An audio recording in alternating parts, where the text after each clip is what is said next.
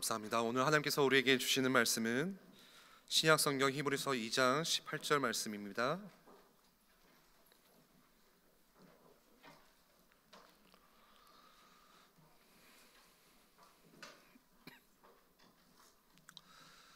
한 절 말씀 제가 봉독하겠습니다. 그가 시험을 받아 고난을 당하셨은즉 시험 받는 자들을 능히 도우실 수 있느니라. 아멘. 고난을 승리로 바꾸는 길이라는 제목으로 박광주 목사님 말씀 주실 때 큰 은혜 받으시기를 바랍니다.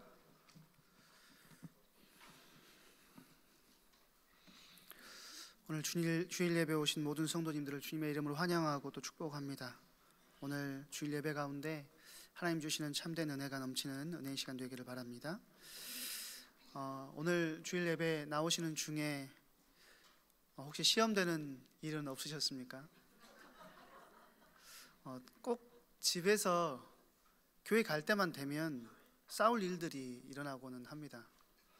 전 목회자의 자녀로 태어났지만 항상 그렇더라고요. 어디 신방을 가든지 또 중요한 예배가 있든지 하면 싸운 일들이 일어나는 경우들을 많이 봤습니다. 아무런 시험거리가 없었는데 기분 좋게 교회에 오셨는데 담임 목사님이 아니어서 또 시험 드신 분들이 계실 수도 있습니다. 시험에 들지 마시고 하나님의 은혜를 깊이 누리는 시간 되시기를 바랍니다. 하나님의 은혜가 있는 주일이 어떤 때는 시험에 더 많은 날이 되는 경우도 있습니다. 이상하게 은혜가 많은 날에 시험되는 일이 많이 생기는 거예요. 오늘 예배 가운데 승리하는 하나님의 은혜를 체험하는 응답의 시간이 되기를 소망합니다. 사단은 늘 우리 하나님의 백성들과 저와 여러분이 너무 중요한 것을 알고 우리가 이 땅을 살아갈 때 늘 찾아오는 것이 고통과 위기와 환난이 우리에게 찾아옵니다. 시험거리를 우리에게 주는 것이죠.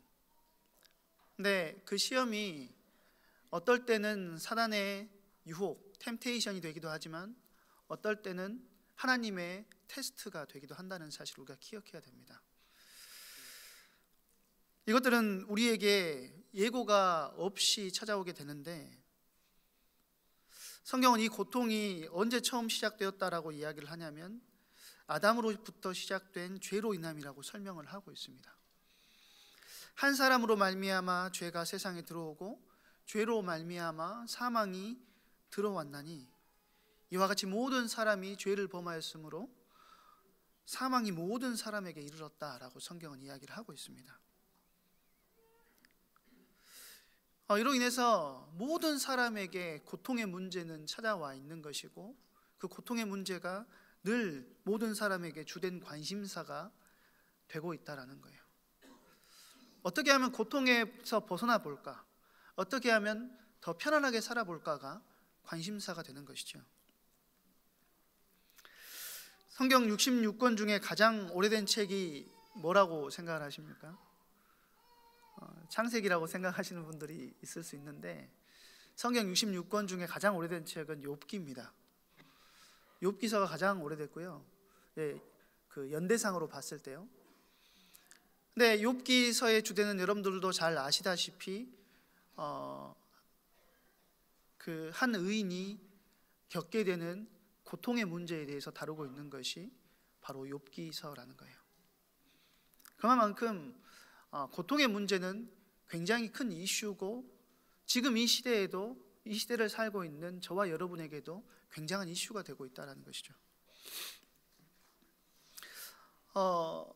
성경 66권 중에 가장 어렵고 불편한 책이 저는 욥기라고 생각을 합니다. 물론 성경을 읽기는 레위기나 신명기 같은 율법이 나온 책들이 읽기는 어려운데 욥기는 내용이 어렵다기보다는 읽다 보면 마음이 어려워져 가지고 읽기가 싫어지는 책인 것 같습니다. 왜냐하면 고난에 대해서 다루고 있기는 한데 특별히 의인이 당하는 고난을 다루고 있기 때문이에요. 악인이 당하는 고난이라면 어느 정도 이해가 가기도 하고 한편에서는 우리가 통쾌하기도 하잖아요. 우리가 권선징악이라고 하는 사회적 통념이 통하는 시대 속에, 나라 속에 살고 있기 때문에 악인은 당연하게 벌을 받고 의인은 당연히 성공한다라는 것이 우리의 생각이고 우리의 관점인데, 욥기에 나오는 욥은 전혀 악인이 아니라는 거죠. 욥기 1장 1절에 보면 욥이 어떤 사람인지를 소개를 하고 있는데요, 우스 땅에 욥이라 불리는 사람이 있었는데 그 사람은 온전하고 정직하여 하나님을 경외하며 악에서 떠난 자더라 라고 했습니다. 우리 사무엘 상하를 통하여서 하나님의 마음에 합당한 자로 부름을 받았던 다윗이 어떻게 하나님 앞에서 인도를 받았는지 우리 많이 봐왔지만, 그 다윗 또한 실수하고 넘어지고 하나님 앞에서 범죄하고 여러 가지 문제를 일으키는 것들도 많이 봤습니다. 그런데 오늘 성경은 욥에 대해서 뭐라고 이야기를 하냐면 하나님을 경외하는 자고 그를 의인이다라고 칭하고 있다라는 거예요. 하나님께서 그의 믿음을 보시고 그를 크게 번창하게 하셨고 그를 의인이라고 부르셨다라는 겁니다. 만약 이것이 욥기의 이야기의 전부라면 아무 문제될 것이 없었을 거예요. 그런데 그런 욥에게 사실 하나님과 그 사단과의 이제 뒷이야기를 통해서 욥에게 시련과 어려움과 문제가 찾아오는 것이지만, 우리는 사실 욥기를 읽고 있기 때문에 그걸 알고 있지만, 어려움과 문제를 당하고 있는 욥의 입장에서 봤을 때는 갑작스런 문제가 자기에게 찾아오는 것입니다. 밤사이에 만난 이유 모를 엄청난 재난을 통해서 이루었던 재산을 다 빼앗겨버리고 자녀 다 잃어버리고 심지어는 살고 있던 집도 다 무너져버리고, 본인은 굉장히 큰 질병 속에서 기왓장을 가지고 자기 몸을 뜩뜩 긁고 살아가야 되는 그런 비참한 자리에 놓이게 됐다는 거예요. 심지어는 본인의 건강에 문제가 있음을 알고 찾아온 친구들이 뭐라고 이야기를 하냐면요, 엘리바스라는 친구는 죄 없이 망한 자가 누구냐는 거예요. 정직한 자는 하나님께서 절대 그를 끊어버리지 않는다라고 이야기를 합니다. 그리고 자기 친구 빌닷이라는 사람은요, 하나님은 순전한 사람을 버리지 아니하시고 악한 자를 붙들어주지 않는다. 내 손에 죄악이 있거든 멀리 버려라, 그렇게 이야기를 하는 것이죠. 하나님이 보시기에도 의인이었던 욥에 대하여 지금 욥이 당하는 고난에 대해서 뭐라고 이야기를 하냐면, 너에게 어떤 죄 문제가 있기 때문에 이런 고통과 환난과 근심이 찾아오는 거야 라고 하면서 욥의 아픈 상처를 후벼 파는 것이죠. 뿐만 아니고 가장 가까이 있어야 할 아내는 하나님을 저주하고 죽어버려라 라고 이야기까지 합니다. 사실 이건 욥의 문제일 수 있지만 현실을 살아가고 있는 저와 여러분의 문제가 되기도 한다라는 거예요. 우리에게도 욥과 같은 현실의 어려움들이 늘 찾아와 있다라는 것입니다. 사람마다 다 정도가 다르고 사람마다 다 문제의 내용이 다를 뿐이지 모든 사람은 문제를 가지고 있다는 거예요. 어떤 사람은 경제 문제로, 어떤 사람은 인간관계 문제로, 어떤 사람은 자녀 양육을 하는 것을 통해서 굉장한 어려움과 문제를 겪고 있고, 부부 간의 갈등을 가지고 있는 사람들도 있을 것이고요. 또 개인의 건강의 문제 속에서 많은 어려움과 위기를 겪고 있는 분들이 계실 수 있습니다. 나에게 갑자기 찾아오는 이 문제 속에서 우리는 어떤 반응을 보이기가 쉽냐면요, 하나님께 묻고 따질 때가 굉장히 많이 있습니다. 하나님, 내가 당하는 고통을 당신이 알고 계십니까? 라는 거예요. 내가 당하는 고통과 아픔을 당신이 얼마만큼이나 이해하시는 거냐는 거죠. 우리가 당하는 고난과 찾아온 불행 앞에 우리는 질문하는 거예요. 왜냐하면 우리가 고난을 겪는 동안 하나님은 우리가 당하는 고통과 아픔을 당신이 알고 계십니까? 라는 거예요. 내가 당하는 고통과 아픔을 당신이 얼마만큼이나 이해하시는 거냐는 거죠. 우리가 당하는 고난과 찾아온 불행 앞에 우리는 질문하는 거예요. 왜냐하면 우리가 고난을 겪는 동안 하나님은 멀리 계시는 분처럼 보인다라는 거예요. 내가 잘 될 때는 내 옆에 계시더니 내가 고난 받을 때는 왜 나와 함께 하시지 않습니까? 멀리 계시는 하나님을 하나님처럼 보이기에 우리는 하나님에게 고난을 당할 때 분노하기도 하고 질문하기도 한다는 것이죠. 그리고는 가장 큰 진노는 왜 당신이 이 문제를 나에게 허락하셨느냐는 거죠.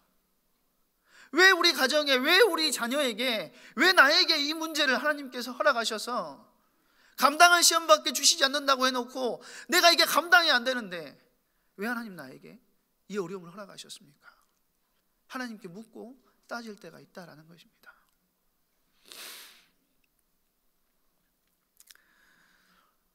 C.S. 루이스라고 하는 기독교 변증가가 있습니다. 이 사람이 목사의 자녀로 태어났는데요. 어려서부터 말씀을 많이 들었을 것이고 또 그 성경 교육 안에서 자라났겠지요. 근데 나이가 들면 들수록 믿음이 자라고 하나님의 말씀 안에서 이 사람이 선 게 아니고 자기의 지식이 커지면 커질수록 이 사람은 무신론자가 됐습니다. 신은 없다라는 거예요. 굉장히 많은 지식을 가지고 신은 없다라고 여기며 자기는 무신론자이기 때문에 교회에 오라는 소리 하지 말아라. 여러분들이 잘 알고 있는 그 반지의 제왕이라는 책을 쓴 J.R.R. 돌킨이라는 사람이 이 C.S. 루이스의 굉장히 가까운 친구였는데요. 이 사람이 자기는 천주교 신자이기 때문에 이 사람을 천주교로 데리고 가려고 합니다. 근데 그런 과정 속에서 하나님께서 C.S. 루이스를 만나주시고 무신론자였던 이 사람이 기독교 변증가로 바뀌었어요.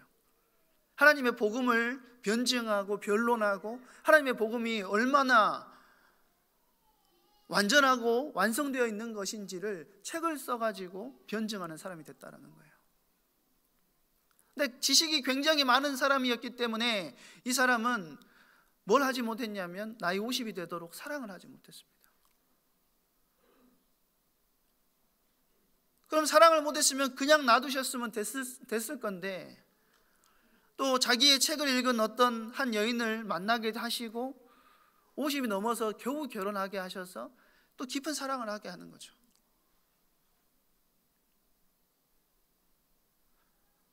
그런데 3년이라는 결혼 생활밖에 하지 않았는데도 불구하고 하나님은 그 자기가 사랑하는 아내를 3년 만에 갑자기 암으로 풀러가 버리셨어요.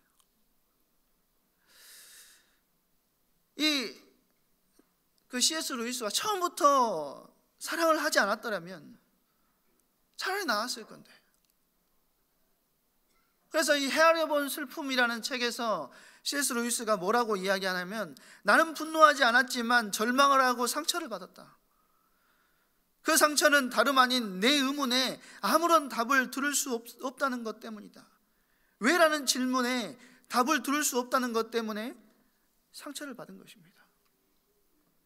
왜 나의 아내를 하나님 데리고 가십니까? 왜 나에게 이런 문제를 가져다 주십니까? 고난이 찾아올 때 우리는 끝없는 왜라는 질문이 우리에게 찾아온다는 거예요. 저희 첫째 딸이 돌이 막 지났을 때 제가 이제 렘넌트 신학연구원을 3학년을 졸업을 하고 저희 때 같은 경우에는 개신대학원 대학교하고 이제 딱 합쳐지고 있었던 그런 상황이었어요. 개신측하고. 그래서 개신대학원 대학교를 두 달을 다녀야 된다고 하더라고요. 근데 그때 300만 원이라고 했는데 300만 원인지 400만 원인지 기억이 잘 안 나는데요. 학비가 두 달 다니는데 300인가 400인가를 내라고 했어요. 전도사에게 그 돈이 어디 있습니까? 당장 돈을 만들어내야 되는데 교회에서 얼마 보태준 거하고 또 이제 제가 돈을 만들려고 하니 방법이 없어요. 부모님에게 손 벌리기도 뭐하고. 그래서 했던 게 뭐냐면 보험을 해지를 했습니다. 보험을 딱 해지하니까 딱 그 부족한 돈이 딱 나오더라고요. 돈을 내고 한 달 다니고 이제 한 달 만에 제가 등록을 하고 그 다음 주에 제가 갑자기 눈이 와가지고 서울에서 눈길에 넘어져가지고 뇌출혈로 병원에 입원을 했습니다. 병원에 이제 저는 에일교회하고 참 인연이 깊은데요. 저를 제가 눈길에 넘어져가지고 뇌출혈로 쓰러져 있는 거를 여기 박대웅 목사님이 저를 구해 주셨어요. 근데 어찌됐든지 간에 병원에서 쓰러져 있으면서 정신이 차리고 나서 가장 먼저 들었던 생각이 뭐냐면 왜라는 거였어요. 왜? 아니 차라리 넘어지게 할 거면 보험이라도 놔두고 넘어지게 하시지. 나한테 도대체 무슨 억하심점이 있길래 이런 어려움과 문제를 하나님 나에게 주십니까? 내 안에서 너무나도 많은 분노가 치밀어 오르는 거예요. 그리고 이 질문에 아무런 답을 듣지 못했을 때 무시당하는 느낌을 얻기도 하고 나 자신이 정말로 무가치하게 느껴지는 거예요. 욥도 마찬가지입니다. 왜 자신이 그런 고난을 당해야 하는지 알 수가 없었어요. 진짜 고통은 고통의 원인을 알지 못할 때 느끼는 고통이라는 거예요. 내가 왜 이런 고난을 당해야 되는지 그 고난이 설명될 수 없을 때 고통은 더 크게 다가오는 것입니다. 아무런 답도 없고 나는 버려진 자 같고 하나님으로 하여금 존중받지 못한다고 여긴다는 것이죠. 그리고는 우리에게 가장 먼저 드는 생각이 뭐냐면 하나님이 나의 고통을 아시긴 할까? 우리가 힘들고 어려울 때 느끼는 감정 중에 하나는 뭐냐면요, 내가 혼자라는 생각이라는 겁니다. 아무도 나를 이해할 수 없고 다른 사람에게도 말할 수 없는 문제라면 더 그런 생각이 더 크다는 거예요. 주변에 아내가 있고 남편이 있고 자녀들이 있어도 그 혼자라는 생각이요 떠나지를 않습니다. 나만 이런 고통을 홀로 겪는다라고 생각하는 것이죠. 그런데 그렇지 않습니다. 우리가 겪는 고통을 먼저 겪으신 분이 계신다라는 거예요. 주님은 우리의 고통을 아신다라고 이야기를 하고 있습니다. 그래서 오늘 본문은 이렇게 이야기합니다. 그가 시험을 받아 고난을 당하셨은즉 시험 받는 자들을 능히 도우실 수 있느니라. 너무 놀라운 말씀입니다. 예수님은 고난을 아시는 분이고 고난과 동떨어진 분이 아니시고 고난받은 우리를 충분히 도우실 수 있는 분이다라고 오늘 성경은 이야기하고 있다는 거예요.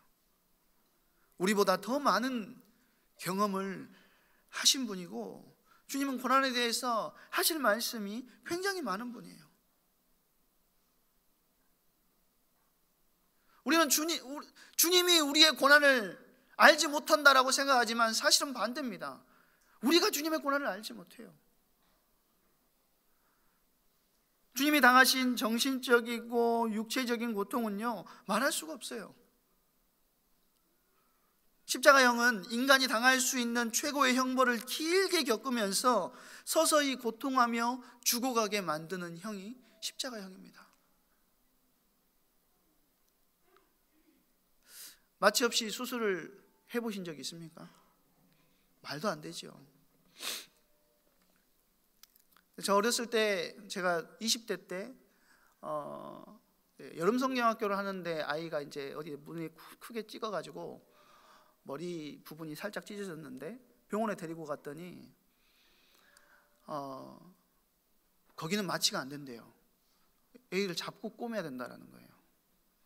남자애들 4명이 이 아이를 잡았는데요. 발 한 명씩 잡고 손 한 명씩 잡고 이렇게 잡았는데 그 성인들이 아이 한 명을 감당을 못하는 거예요. 고통이 얼마나 큰지, 아이가 느끼는 아픔이 얼마나 큰지 그 한 명을 감당을 못하는 겁니다. 그런데 우리 주님은요 십자가에서 손과 발에 못이 박혔습니다. 우리는 못이 박힌 것만으로도 아픈 것이지만 십자가에 달리셔서 못이 박힌 손과 발이 몸 자체를 지탱하고 있었다는 걸 한번 생각해 보십시오. 그 고통을 우리가 어떻게 알 수가 있겠습니까? 손에 못이 박혔는데 상상할 수 없는 고통이에요. 뿐만 아니고 육신의 고통은 육신의 고통이지만 죄가 없으신 분이 죄인이 되어서 십자가형을 받으셨어요. 우리가 억울하게 감옥에 들어가는 거 생각이라도 한번 해보십시오. 얼마나 분통이 터집니까?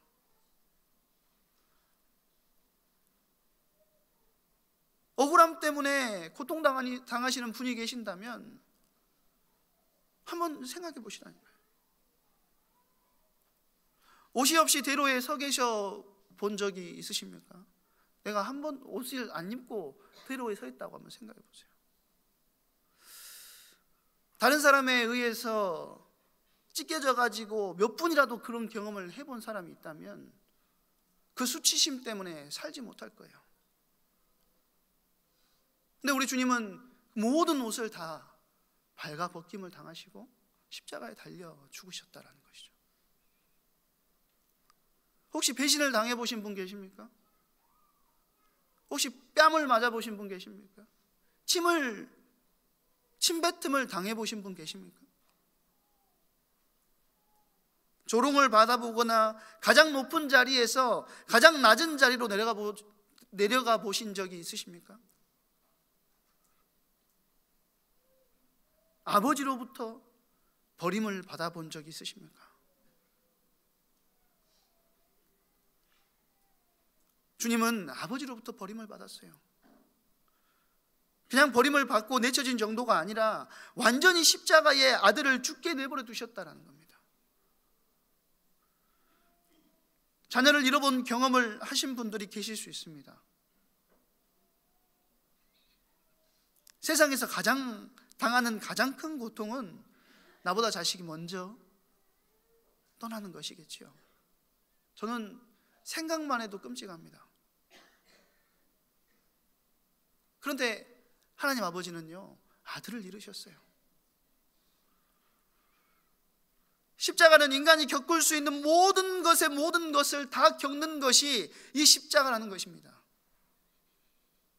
상실과 거절과 모욕과 절망과 외로움과 배신과 멸시와 천대를 당하신 것이 십자가라는 거예요. 우리는 사실 하나만 겪어도 살 수 없는 그것을 주님은 모조리 다 겪으셨다는 것이죠.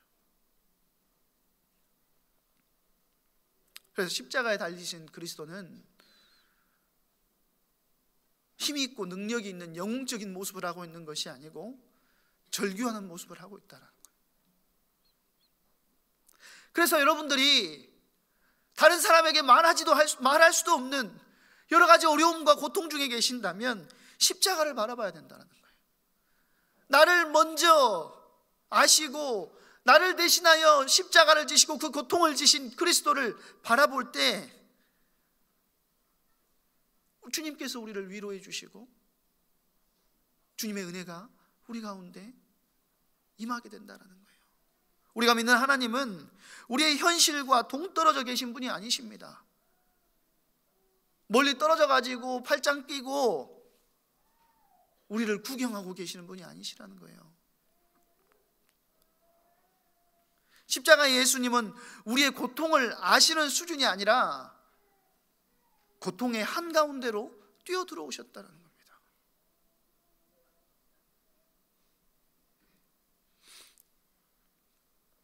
복음의 핵심은 십자가입니다. 내가 당하는 고통을 설명하지 않아도 우리 주님은 너무 잘 아신다는 거예요. 저와 여러분이 겪는 고통을 설명하지 않아도 우리 주님은 너무 잘 아신다는 거예요. 주만 바라볼지라라는 찬양을 저는 굉장히 좋아하거든요. 너무 높아가지고 잘 안 부르긴 하는데 주만 바라볼지라의 가사에 보면은 너의 작은 신음에도 응답하시니라는 가사가 있습니다. 기도하지 못할 정도로 입이 떨어지지 않을 정도로 힘들고 어려운 상황에서 우리가 신음하고 있는 그때에도 주님은 우리의 고통을 아시고 우리의 신음을 아시고 우리의 기도에 응답하시는 분이시라는 거예요. 그래서 주님께서 아신다는 말은 그냥 아는 수준이 아니라 우리를 도우신다는 이야기입니다. 히브리서 4장 15절에서 16절에 보면은 우리에게 있는 대제사장은 우리의 연약함을 동정하지 못하실 리가 아니요 모든 일에 우리와 똑같이 시험을 받으신 이로되 죄는 없으심이라. 그러므로 우리는 긍휼하심을 받고 때를 따라 돕는 은혜를 얻기 위하여 은혜의 보좌 앞으로 담대히 나아가느니라 라고 했습니다.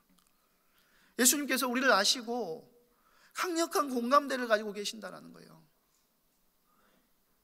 어떤 사람이 위기를 당할 때 나와 똑같은 어려움의 위기를 극복했거나 그 문제를 겪었던 사람을 만나게 되면요 굉장히 위로가 됩니다.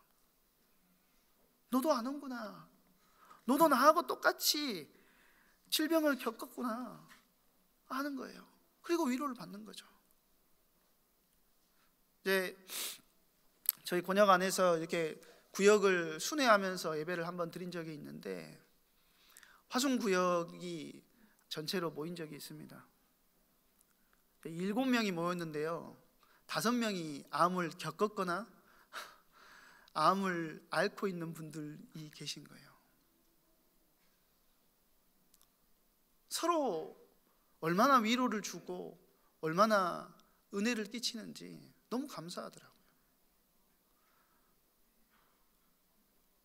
어떤 질병을 겪고 있는 사람이 똑같은 질병을 겪었던 사람이 그 질병을 겪고 있는 사람에게 가서 손만 잡아줘도 위로가 되는 거예요. 우리 주님께서 고통과 고난을 먼저 겪으시고 고통과 고난 속에 있는 우리가 그리스도의 십자가를 붙들고 십자가를 바라볼 때 우리를 위로해 주신다는 것입니다. 혹시 사람에게 위로 받으려고 하는 분들 계십니까? 사람 찾지 마시고 주님을 붙드시기 바랍니다. 세상이 줄 수 없는 위로가 임하게 되는 거예요. 우리를 위로해 주실 뿐만 아니고 또 때를 따라 돕는 은혜를 주십니다. 하나님의 도우심은 굉장히 다양합니다. 다양한 방식으로 우리에게 십자가를 통하여서 말씀을 주시고 우리에게 빛을 비춰주신다는 거예요.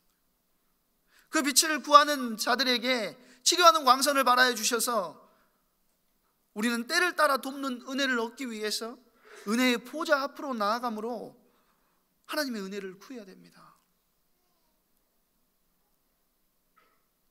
혹시 위기와 어려움과 문제 속에서 그 문제를 해결하기 위해서 은혜의 보좌에서 멀어지고 계시지는 않습니까? 위기와 어려움의 시간표 속에서는 가장 먼저 해야 되는 것은 은혜의 보좌 앞으로 나오는 거예요. 내가 할 수 없는, 내가 해결할 수 없는 그 문제 가운데 하나님의 간섭하심, 하나님의 개입하심, 하나님의 역사하심이 필요하다는 사실을 인정하고 하나님의 도우심을 구하는 것이 최우선이라는 거예요. 시편 165편 5절에 보면 야곱의 하나님을 자기의 도움으로 삼으며 여호와 자기 하나님에게 자기의 소망을 두는 자는 복이 있다, 그렇게 이야기를 하고 있습니다. 아브라함의 하나님도 있고 이삭의 하나님도 있고 많은데 왜 하필이면 야곱의 하나님입니까? 야곱이야말로 파란만장한 인생을 살았어요. 야곱의 모습이 사실 딱 저와 여러분의 모습과 같지 않습니까? 그래서 제가 아들을 낳으면 이삭이라고 지으려고 했거든요. 야곱같이 살지 말고 이삭같이 살아라. 하나님이 아들을 안 주셨어요. 공장 닫았습니다. 뭐 이래. 근데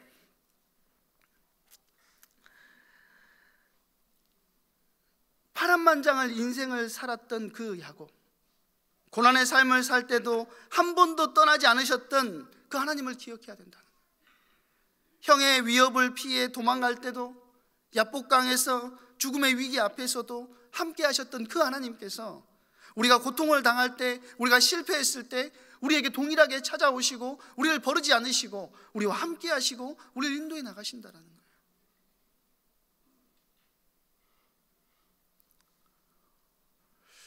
언제 예수님을 만나셨습니까? 물론 어려서부터 저처럼 기독교 가정에서 태어나서 당연하게 신앙생활을 하며 살았던 분들도 계시겠지만 많은 분들이 되게 인생의 가장 어려운 순간에 주님을 만나고 주님과 함께하는 경험들을 합니다. 고통은 하나님께서 우리의 관심을 끌기 위해서 내놓으신 방법 중에 하나예요. 초반에 말씀드렸던 기독교 변증가 C.S. 루이스가 이렇게 말을 했습니다. 하나님은 우리의 즐거움을 통해서 우리에게 속삭이시고 우리의 양심을 통해서 우리에게 말씀하시고 우리의 고통을 통해서는 외치신다. 고통은 귀먹은 세상을 깨우는 하나님의 확성기라는 것입니다. 고통 속에서 그리스도를 만나게 하세요. 고통이 우리를 그리스도께로 이끌어내신다는 거예요. 실패가 아니면 십자가로 나오지 않습니다. 성공만 아는 사람에게 십자가는 그렇게 매력적으로 보이지 않는다는 거예요. 고난의 순간에 십자가는 다르게 보이는 겁니다. 실패의 순간에 십자가를 만나는 것이 축복입니다. 고통의 순간에 십자가는 소망이 되고 십자가는 길을 잃지 않게 만드는 이정표가 된다는 거예요. 우리를 공감하시고 우리에게 위로하시고 때를 따라 돕는 은혜를 주시며 하나님을 만나게 하시며 거기에서 끝나는 것이 아니고 결국에는 우리를 승리하게 하시는 분이 하나님이시고 그 십자가의 능력이 그 속에 있다라는 거예요. 우리가 로마서 8장 28절의 말씀을 잘 아실 겁니다. 로마서 8장 28절에 보면 우리가 알거니와 하나님을 사랑하는 자 곧 그의 뜻대로 부르심을 입은 자들에게는 모든 것이 합력하여 선을 이루느니라. 그렇게 이야기합니다.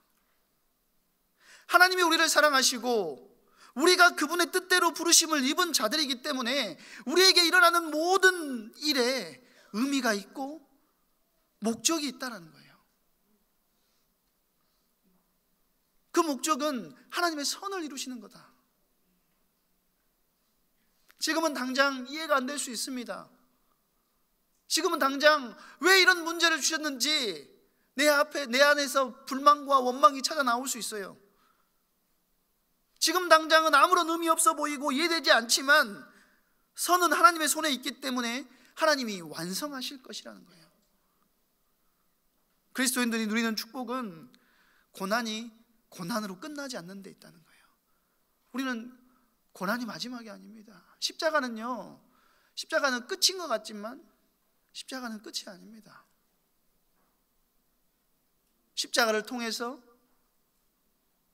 성소와 지성소를 나누고 있는 휘장을 위에서부터 아래로 찢으시고 우리가 하나님 앞으로 담대히 나아갈 수 있는 길을 여셨을 뿐만 아니고 십자가의 죽음으로 끝이 아니고 부활하심을 통하여서 우리에게 새롭고 산 길을 열어주셨다라는 거예요. 그래서 우리의 고통의 문제 속에서 우리가 십자가의 능력을 붙들면 우리에게도 동일한 역사가 일어나게 된다라는 거예요.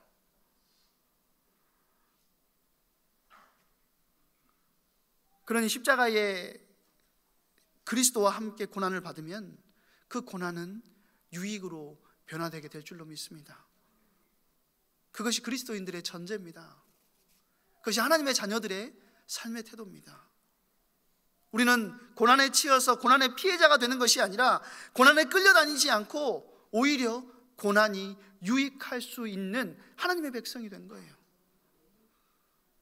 그리스도의 십자가와 함께 고난을 통과하면 반드시 그 고난은 우리에게 유익이 되게 하신다라는 거예요. 고난을 주님과 함께 통과하면 우리의 영혼이 견고해지고 우리를 성숙하게 하신다라는 것이죠.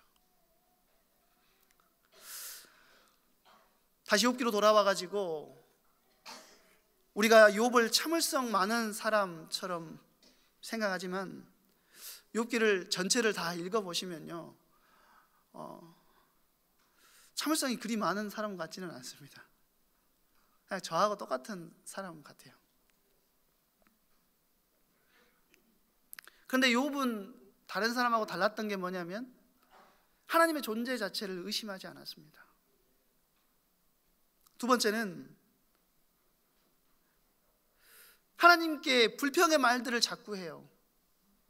욥이 얼마나 불평의 말을 했냐면요, 이렇게 고생할 사람에게 왜 세상의 빛을 보게 하셨습니까? 그러니까 아예 태어나게 하지 마시지 왜 태어나게 했냐, 그 말인 거예요. 이토록 비참하게 살 사람에게 왜 생명을 주셨느냐, 그렇게까지 하나님에게 따지고 묻지요. 그런데 욥은요, 다른 사람에게 그렇게 한 것이 아니고 그렇게 어렵고 힘든 상황에서도 자신이 이 상황을 하소연해야 될 상대가 하나님이라는 사실을 분명하게 알았다라는 거예요.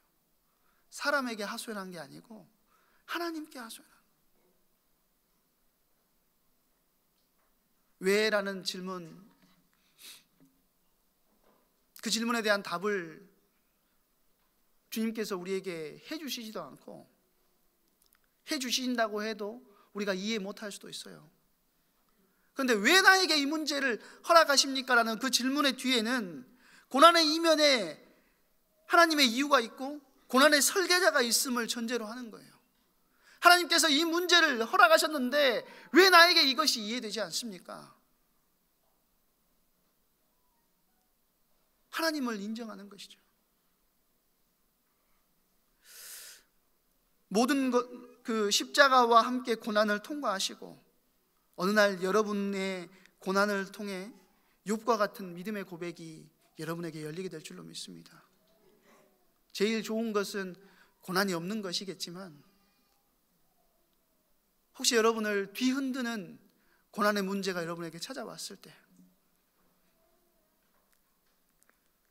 모든 것을 합력하여 선을 이루시는 주님을 바라보고 욥이 마지막으로 했던 고백, 욥기 42장 5절의 고백처럼 내가 죽게 대하여 귀로 듣기만 하였사오나 이제 눈으로 주를 배웁나이다.